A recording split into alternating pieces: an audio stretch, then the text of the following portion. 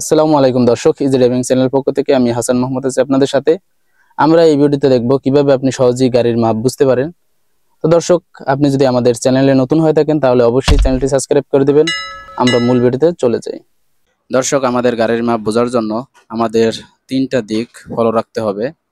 সামনের দিকে, তারপর ডান দিকে, বাম দিকে, এই তিনটা দিকের মেজারমেন্ট আপনাকে সঠিকভাবে করতে হবে, তাহলেই আপনি গাড়ির মাপ বুঝতে পারবেন। তো তিনটা দিকে মাপ বোঝার জন্য আলাদাভাবে আমরা দেখিয়ে দিব।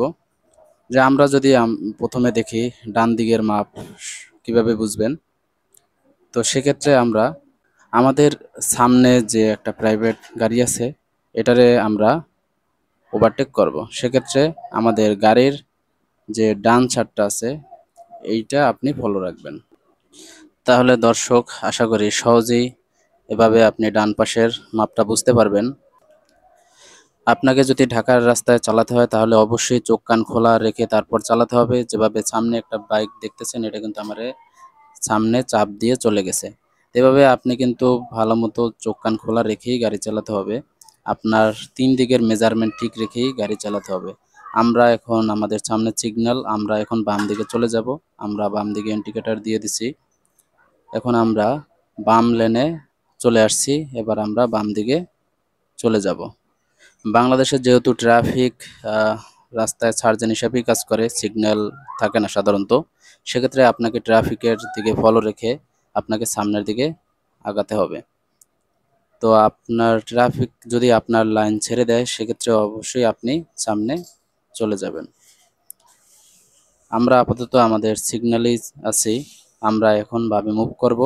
তো আমরা ধীরে ধীরে বামে কাটতেছি স্টার্টিং। আমরা বাম রাস্তায় উঠে গেলাম। দর্শক, এরপরে আমরা দেখব কিভাবে আপনি গাড়ির যে বাম পাশ আছে এইটার মাপ বুঝবেন। আমরা নতুন অবস্থায় বিশেষ করে ডানের মাপটা সহজে বুঝলেও বামের মাপটা অনেক কঠিন হয় বুঝতে। যে আমরা গাড়ি চালালে বিশেষ করে এই যে বোঝা যায় যে বামে সম্ভবত লেগে যাচ্ছে। তো আমরা ভয়ে ভয়ে অনেক গ্যাপ রেখে তারপরে গাড়ি ড্রাইভ করে থাকি।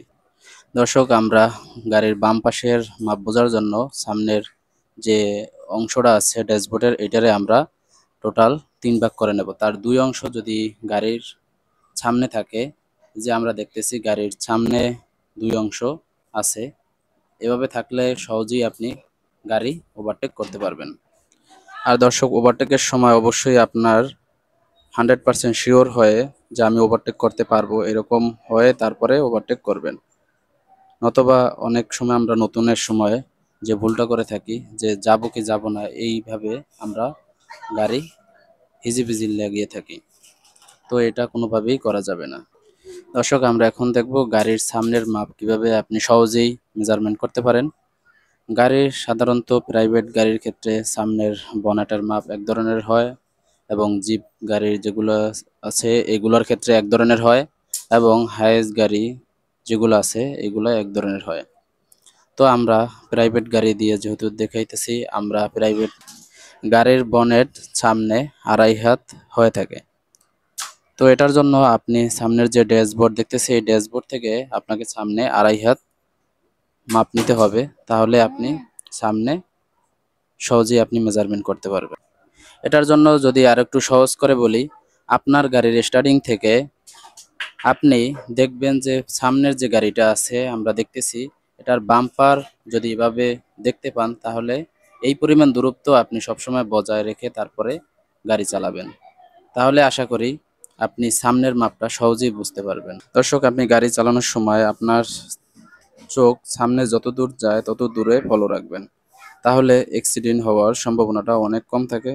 তাহলে আপনি সহজেই সবকিছু ফলো রাখতে পারবেন। দর্শক, আমরা ভিডিওটি এখানেই শেষ করছি। দেখা হবে পরবর্তী কোনো ভিডিওতে।